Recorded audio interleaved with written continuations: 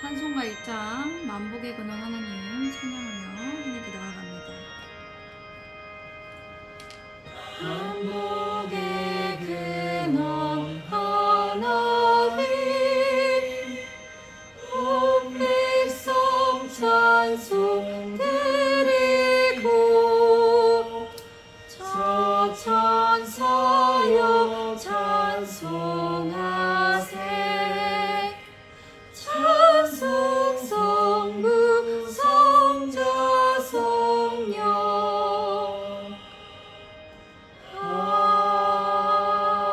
아멘. 아멘. 우리 함께 이 시간 사도신경으로 우리들의 신앙 고백을 하나님께 고백해 올려드리겠습니다. 나는 전능하신 아버지 하나님 천지의 창조주를 믿습니다. 나는 그의 유일하신 아들 우리 구주 예수 그리스도를 믿습니다. 그는 성령으로 잉태되어 동정녀 마리에게서 나으시고 본디오 빌라도에게 고난을 받아 십자가에 못 박혀 죽으시고 장사된 지 사흘 만에 죽은 자 가운데서 다시 살아나셨으며 하늘에 오르시어 전능하신 아버지 하나님 우편에 앉아 계시다가 거기로부터 살아있는 자와 죽은들을 심판하러 오십니다. 나는 성령을 믿으며 거룩한 공교회와 성도의 교제와 죄를 용서받는 것과 몸의 부활과 영생을 믿습니다. 아멘. 우리 함께 이 시간 기도하겠습니다. 높으신 하나님께 기도하겠습니다. 사랑이 많으신 하나님 아버지 참 감사드립니다. 오늘도 주님 앞에 나와 이 주일날 예배드리게 하시니 감사드립니다.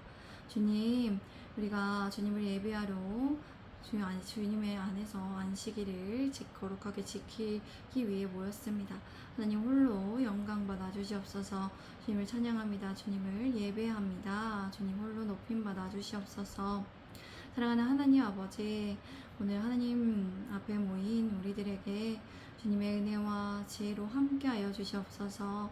하나님 말씀을 잘 듣고 마음에 새겨 순종할 수 있도록 도와주시고 이끌어 주시옵소서. 우리의 성령 하나님, 우리의 마음과 생각과 눈을 열어주시옵시고 주님을 바라보고 주님 말씀 듣고 우리가 순종할 수 있도록 도와주시옵소서. 우리에게 믿음을 더하여 주시옵소서. 주님을 의지합니다. 주님을 바라봅니다. 이 모든 말씀 우리 구주 예수 그리스도의 이름으로 기도드립니다. 아멘. 오늘 하나님의 말씀 신명기 21장 10절에서 17절까지의 말씀입니다. 오늘 설교의 주제는 존중과 질서입니다. 오늘 손성희 전도사님께서 설교해 주시도록 하겠습니다. 하나님의 말씀을 잘 경청하시기 바랍니다. 말씀 경청하시기 바랍니다.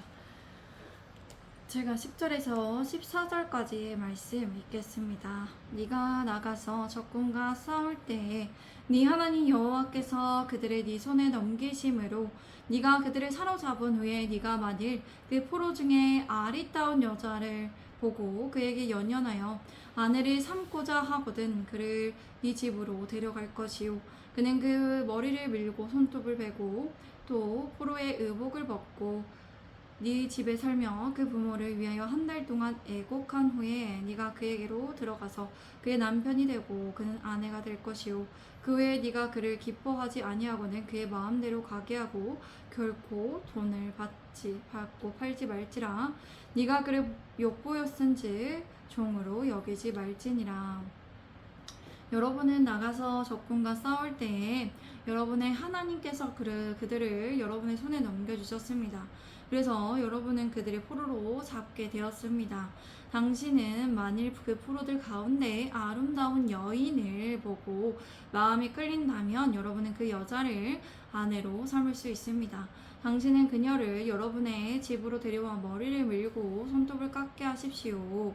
그리고 잡혔을 때 입었던 옷을 벗게 하고 당신의 집에 살며 그 부모를 위하여 한 달 동안 애곡하게 하십시오.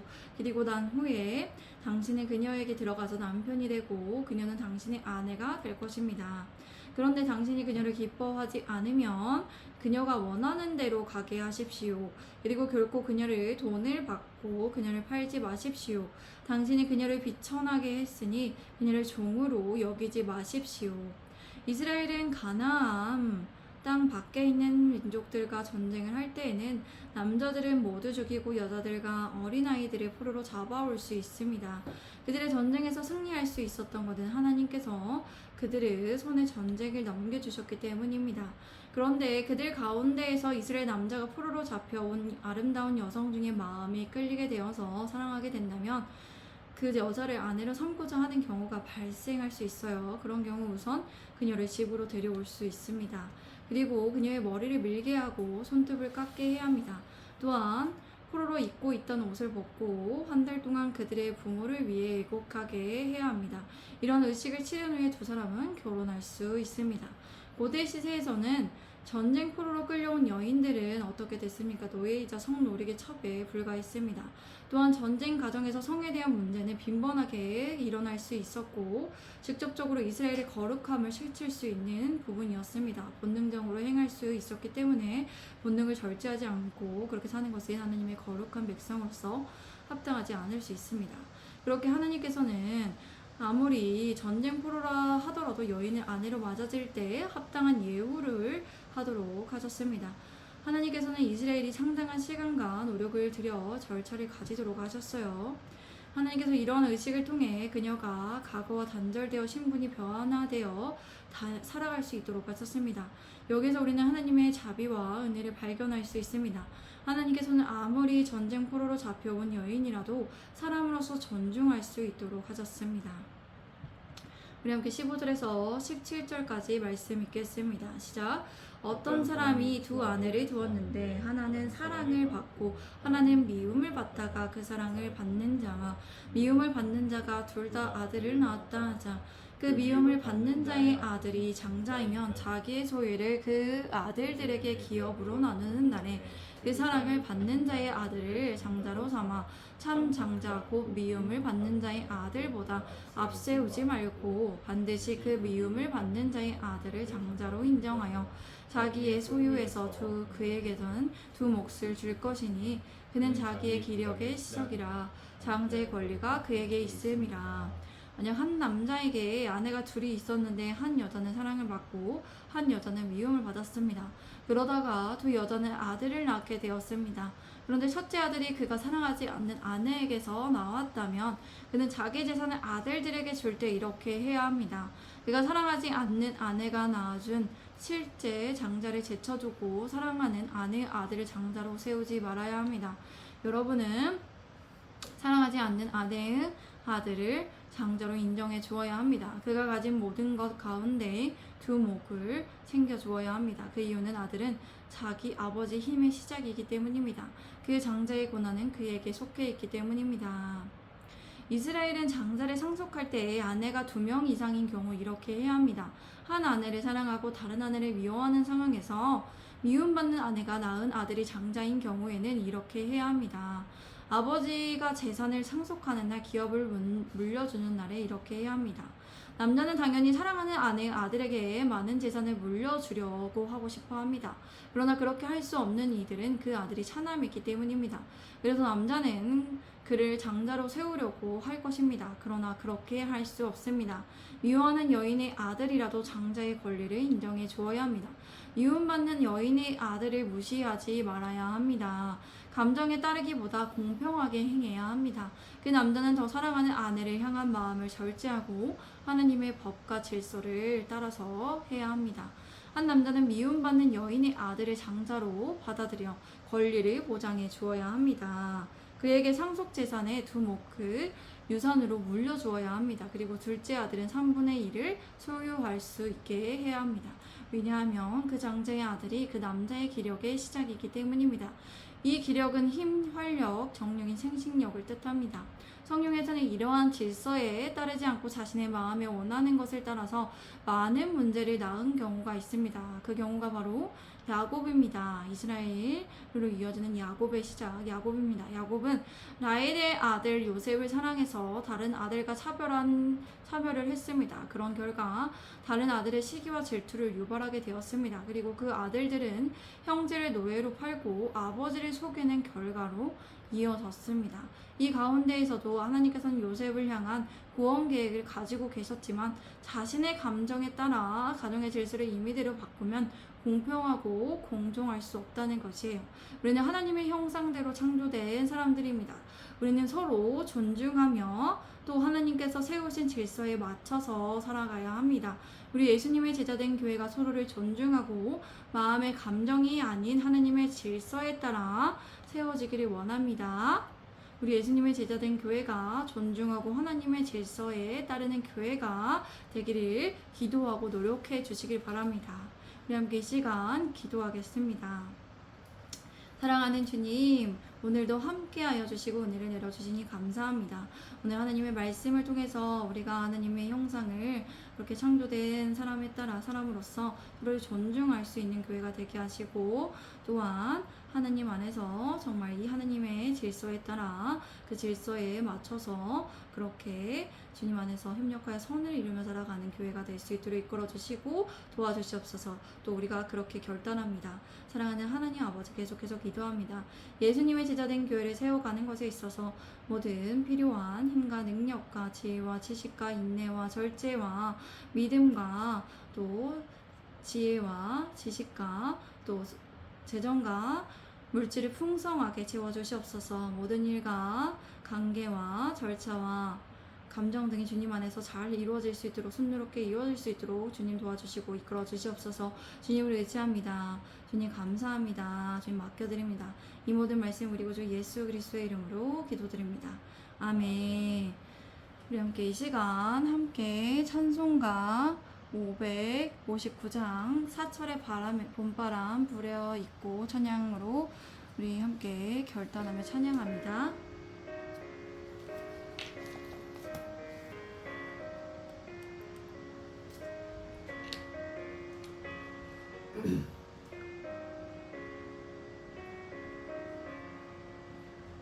사철의 봄바람 불어 있고 하나님 아버지 보셨으니 믿음의 반석도 든든하다. 우리 집 즐거운 동산이라. 고마워 임마누엘 예수 반석 기는 우리 집. 고마워라 임마누엘 복되고 즐거운 하루하루. 어머니 우리를 고이시고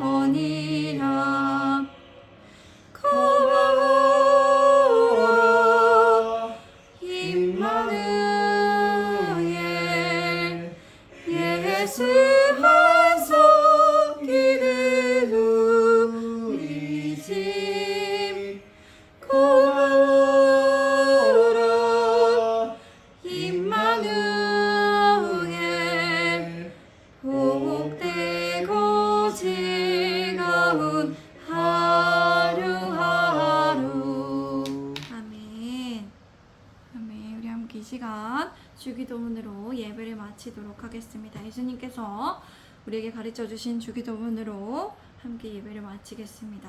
하늘에 계신 우리 아버지, 아버지 이름을 거룩하게 하시며 아버지의 나라가 오게 하시며 아버지의 뜻이 하늘에서와 같이 땅에서도 이루어지게 하소서.